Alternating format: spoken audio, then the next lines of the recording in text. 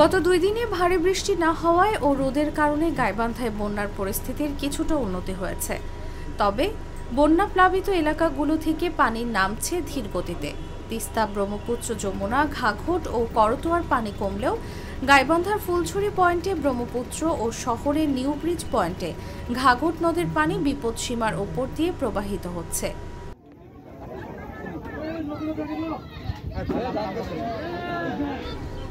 গাইবান্ধা পাওয়া সূত্র জানায়, আজ সোমবার সন্ধ্যায় গাইবান্ধা ফুলছড়ি পয়েন্টে ব্রহ্মপুত্র ও যমুনা নদের পানি 14 সেন্টিমিটার হ্রাস পেয়ে বিপদসীমার 57 সেন্টিমিটার এবং শহরে নিউ ব্রিজ স্টেশনে 10 সেন্টিমিটার হ্রাস পেয়ে ঘাঘট নদের পানি বিপদসীমার 12 সেন্টিমিটার উপর দিয়ে প্রবাহিত হচ্ছে। অন্যদিকে তিস্তা ও করতোয়া নদের পানি বিপদসীমার অনেক নিচ দিয়ে প্রবাহিত হচ্ছে। পানি ধীর গতিতে কমার কারণে বন্যা কবলিত এলাকার মানুষদের শুকনা খাবারের পাশাপাশি গবাদি পশুর খাদ্যের সংকট দেখা দিয়েছে।